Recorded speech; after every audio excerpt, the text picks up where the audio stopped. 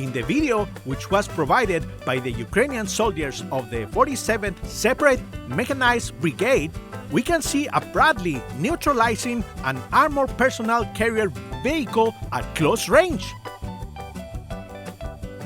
The scene was straight out of an action movie. You can see the Bradley scoring hit after hit on the Russian vehicle as they both passed each other like Justin knights riding horses during medieval times. At that moment, I thought to myself, you know what? Gonzalo Lira was truly an idiot. I'm so glad he's no longer around making videos where he was just spreading ignorant lies and misinformation.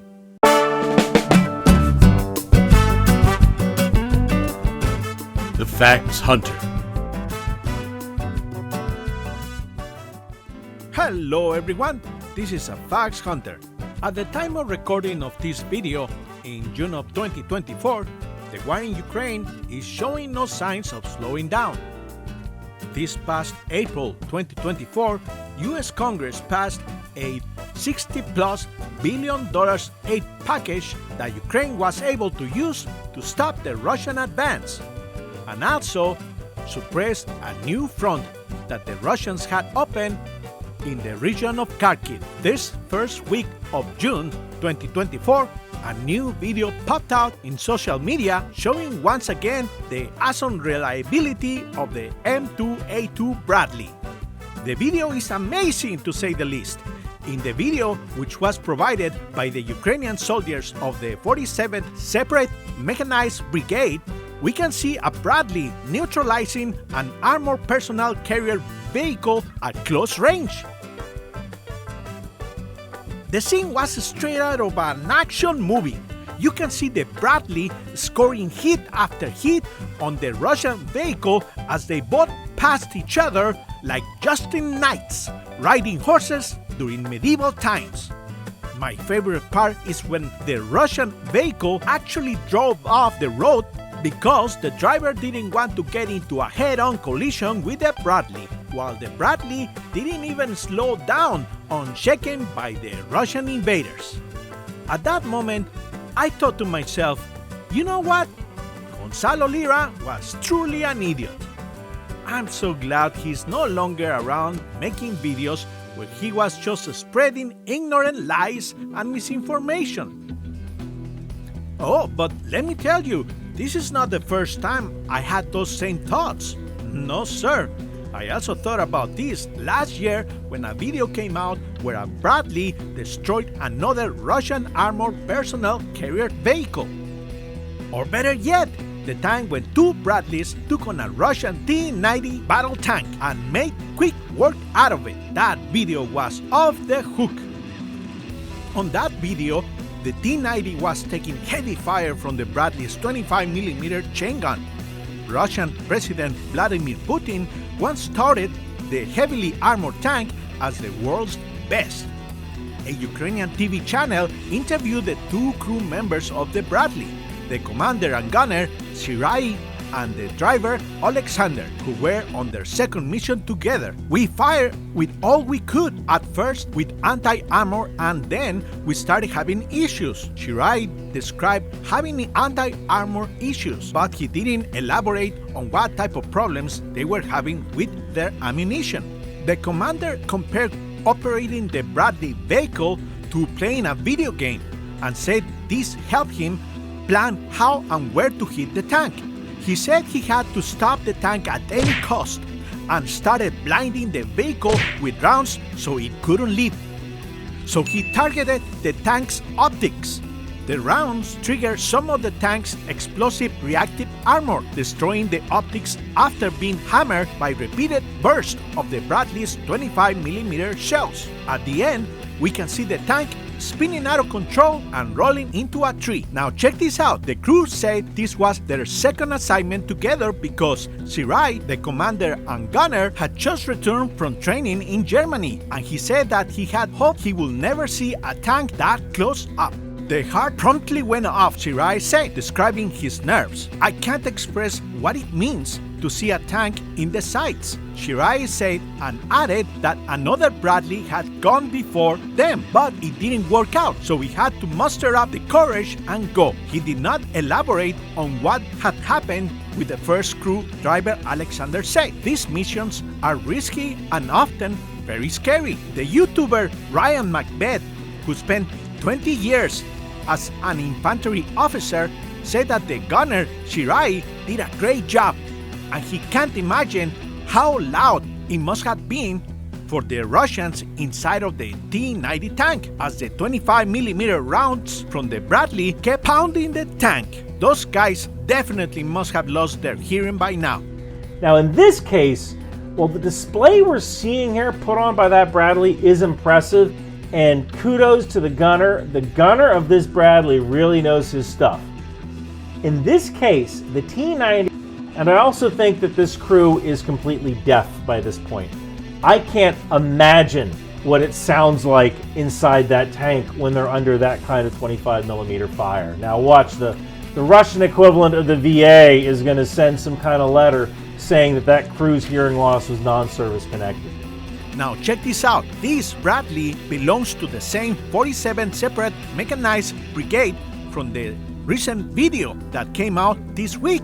The Ukrainians are masters of the Bradley for sure. And just as I was editing this video, another video popped up on Telegram. In this video, we can see a Ukrainian soldier who had been wounded in action, and he was left alone on the field. He was scared. He said that when he saw a drone, he didn't know if it was a Russian drone or a Ukrainian drone. So he took his chances and made contact with the drone.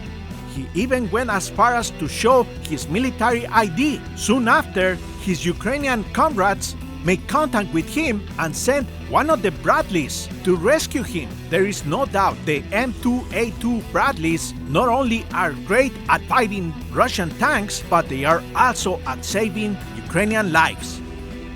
But I'm pretty sure some of you might be asking yourselves why does Fox Hunter thinks about Gonzalo Lira when he sees the Bradley on action? Well, that's because of the ignorant comments that Gonzalo Lira made when he was debating Laserpig on a video, where he said the following.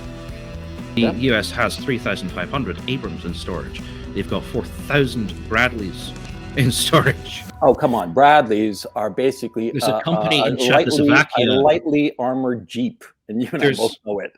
It's better to have a Hummer. At least it's quicker than a Bradley. Come on. You're trying to. Oh, come on. Bradleys are basically There's a company in Czechoslovakia. A lightly armored Jeep, and you and I both know it. Yes, sir.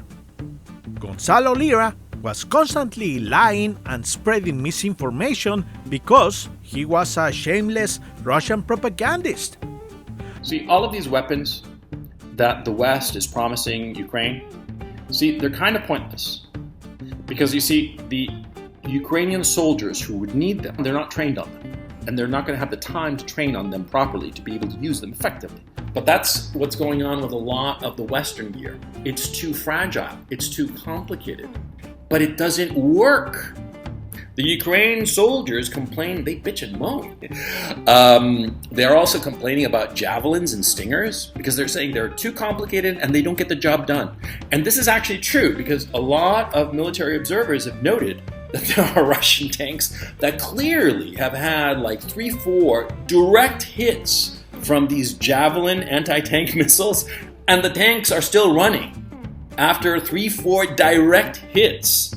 So what's the point of the javelin? I mean, all the point of a missile like the javelin is that you shoot it once, done. The thing is dead. The tank is dead with just the one shot. But I saw one video that was taken like a first-person guy, some guy holding a camera while the other guy used a javelin from like the second or third story window of some building. And there was a tank rolling by, a Russian tank rolling by. It was clear because of the Z.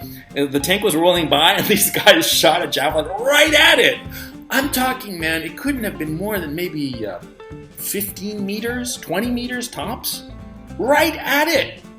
And the tanks are like stopped, swiveled around. I mean, it was so funny. It was anthropomorphic, The tank looked like a person or looked like a giant, mechanized animal of some sort. it got hit, it stopped, it sort of like swiveled its turret, like what was that? And then it kept on going. It was so funny, man. Now, in this video, Gonzalo Lira is doing what a lot of Russian propagandists do, which is to give uneducated commentary, mostly motivated by his own personal bias. I will explain more about Gonzalo's motivations as a Russian propagandist in a moment. But first, let's talk about the video Gonzalo was yapping about on his uneducated commentary. The video Gonzalo is talking about is this one right here. This video was recorded in Mariupol, and yes, this was a Ukrainian soldier firing a Western weapon at a Russian tank. However, this is not a javelin, as Gonzalo claims it is. What we're seeing is an NLAW anti-tank weapon rocket. Now, keep this in mind. Gonzalo Lira, like many propagandists, didn't do his research or even care about the facts. He was not an expert in military weapons, or politics, or economics. His only talent was to be able to talk with confidence in front of a camera about things he didn't know shit about. Now, I'm not a weapons expert neither, and just like Gonzalo, I do have a bachelor's degree. Gonzalo's bachelor's degree is on arts, and mine is in computer science. Of course, I do have to mention that Gonzalo attended a prestige legacy college, but he was such a piece of shit, he was convicted of sexual assault and suspended during his first year at Dartmouth College, his freshman year. But I digress. So, what should one do when talking about topics one is not an expert about? Well, I was taught in school that we should do research on the topic. Do your research, man. Do your research, man. So that's what I did. So I found two great videos on the subject. One from the YouTuber channel EngineerReact called Why NLAW Failed Against T-72B Tank, and another by Binkov's Battleground called Javelin vs NLAW, which is the anti-tank king. The links for the videos can be found down below. The best explanation I was able to understand is that the NLAW has an effective rocket detonation range of 20 meters. This is because the detonation would have been too strong and could have injured the soldier who fired the weapon. So it would have been better for the soldier to wait for the tank to get at a proper distance in order for the warhead to detonate at full charge. So what ended up happening was an explosion caused by the rocket's fuel and not the warhead. But it is hard to blame the soldier. He probably was inexperienced and didn't know how to best use the weapon, or he made a mistake due to the rush of being on the battlefield. Either way, Gonzalo, like any Russian propagandist, is sharing misinformation because he talks to the camera confident in his words, even though he was uneducated on the subject he was talking about. Plus, he didn't bother doing research because he knows that the people who follow him and believe his words have confirmation bias, meaning the type of people who follow Russian propagandists such as him can't accept facts or reality. So why even bother? Because, in his own words, the people who follow his channel and watch his videos are stupid. Essential though it is, young guys today, I'm sorry, I mean, a lot of my audience are young guys. I'm gonna ask you, are you guys stupid on purpose, or do you take a class to be stupid, or is it like a natural talent? Were you born stupid? He thinks an NLAW and a javelin are the same, and he claims an M2A2 Bradley is not better than a Jeep. Oh, come on. Bradleys are basically There's a company in Czechoslovakia. A lightly armored Jeep, and you and I both know it. He claims Ukrainian soldiers can't be trained to use Western weapons because Western weapons are too complicated and delicate, while there are multiple videos showing how Ukrainian soldiers have used the Bradley effectively in the battlefield. Not to mention that the soldier that destroyed the T-90 tank had just recently returned from training in Germany, and in the most recent video, a Bradley was strong enough and intimidating that a Russian armored vehicle lost a game of chicken against it when it went head-to-head against the M2A2 American-made. Now, going back to Gonzalo's Russian propagandist motivations. For those who might not know who Gonzalo Lira was, here's a little information so that we are all on the same page. Gonzalo Lira was a sociopath who hated the West because of the West philosophy of living under the rule of law. What did I tell you in the last video I posted? I told you, leave the Western democracies now while you still can. Gonzalo Lira has always idolized dictators such as his childhood hero Humberto Pinochet and his most recent boy crush Vladimir Putin. Pinochet did a lot of things that were bad. But the problem with Pinochet is that he did a lot of things that were good. The Pinochet dictatorship outright said that it was a right-wing dictatorship. It didn't fuck around. It didn't pretend to be something it wasn't. It says, we are a right-wing dictatorship. It was a good government. It was a very good government. Corruption went down during the military dictatorship. Social services, bureaucracies, and all the rest of all the government services that are supposed to be given to the people improved dramatically in some cases. The dictatorship did good by the people. And that's why the left hates him. Oh no, it's not like that at all.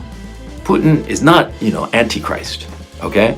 He's a political leader and he's got his motivations. They're very good motivations. They're very good reasons to be embarked in this war. You can agree with them or not, but to say that they're not reasonable, that they're not actually compelling reasons to carry out this war, you're lying. No, the Russians, they're not the nicest people in the fucking world. Nobody's saying otherwise. And Putin, he's a mean motherfucker. And by the way, let's all be fucking grown-ups, okay? People in power, in any level of power, they didn't get there by being fucking nice, okay? Nobody gets the big chair by being fucking nice. And what Vladimir Putin has carried out over the past week is an invasion, plain and simple. And this euphemism bullshit, fuck that. It's an invasion. Is it wrong to invade a country? Well, it depends, now, doesn't it? Right. If I had been the dictator of Russia, I would have invaded Ukraine years ago. I'm talking 5, 8, 10 years ago. Okay, Vladimir Putin is a very capable leader who did a series of interviews with Oliver Stone, which I suggest you watch. They're quite long. Oliver Stone interviewed him over a number of years and created this documentary. It's really an extraordinary documentary. I mean, as a work of documentary, it's incredible.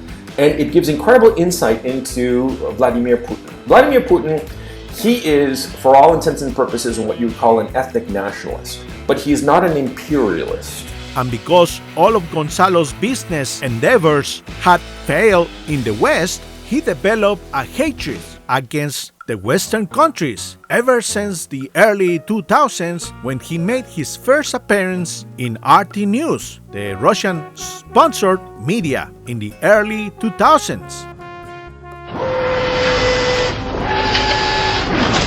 Welcome to the future, bringing you the latest in science and technology from around Russia. We've got the future covered. Welcome back to the Kaiser Report. I'm Max Kaiser. Time to go back to Chile and talk with Gonzalo Lira, one of the regulars here on the Kaiser Report. Why? Because he's in Chile, and Chile and Brazil are like the only countries that are doing well these days. Gonzalo, welcome back to the Kaiser Report. It's a pleasure being on, Max. Thanks for having me on. All right, now, Gonzalo, apparently Chile's central bank has joined the other insane central banks around the world. Bloomberg reports that Chile's central bank is to buy $12 billion to stem the peso region-beating rally. This looks like another chapter in the currency war. What's going on? Yeah, exactly. It's another part of the race to the bottom. Our next guest, writer and blogger Gonzalo Lira, believes ultra-easy monetary policy will be the demise of the U.S. dollar. In part 2 of our conversation with Gonzalo, I asked him whether his views have changed since he wrote a widely read piece predicting hyperinflation in the United States. Here's what he had to say. Well, my views haven't changed, and it's very frustrating because I sort of like go over and over all of the analytical steps that I've mapped out on it. And it seems to me that there's no other escape, and it seems to me that the Federal Reserve does not seem to know what it's doing. And the political leadership in Washington has not really helped matters much because they haven't really gone out of their way to cut back on the deficit. Americans are like puppies. I mean, Johnny Depp said this years ago and he had to walk it back and say, I respect Americans, but he was right. Americans are like puppies, okay? They're emotional, they're stupid, and they run around without any thought, any consideration as to the future, and they're pathetic. I mean, I'm just up to here with Americans of all stripes, you know, between the decadence and degeneracy, the fatness, and the loser leadership that it's got. I mean, dude, you know, anybody worth anything in the United States should leave. I've said this since last October, man. The United States is toast, and all the people there, fucking losers, every single one. But they're puppies. I mean, a lot of my audience are young guys. I'm gonna ask you, are you guys stupid on purpose, or do you like take a class to be stupid, or is it like a natural talent? You know, were you born stupid? So the question remains, why do I keep making videos about Gonzalo Lira if he's already dead? Well, the answer is simple. Gonzalo Lira is the stereotypical grifter, sociopath who hates the West because he hated playing by the rules of decency that our society demands. By exposing his lies, one can dismantle the type of lies other grifters might try to push out because Russian propagandists tend to share the same similarities. They all seem to lack ethical decency. For example, Russian propagandists don't always share where their sources come from. And to prove this, if you ever watch any Russian propagandist channel in YouTube, you will always see some talking head that talks throughout the segment without showing any video or pictures on the subject they are talking about, and when they do, it comes from sources that are unreliable because they are heavily influenced by Russia. Those Russian propagandists always say the same things, like we all know, and the mainstream media lies. So for those people out there who are looking for the truth, make sure to always check the sources. Even in this video, please go check Ryan Macbeth's videos, or EngineerReact, or Bilkov's Battlegrounds. Those guys, along with Jake Bro, Warhol Defense, Dennis Davidov, Artur Rehi, and many other channels that I will mention in the future, are great sources of factual information about the war in Ukraine. And if you like what I'm doing in this channel, please click a like and a subscribe, and thanks again for watching all the way till the end. This is a Fox Hunter, take care, and bye bye for now.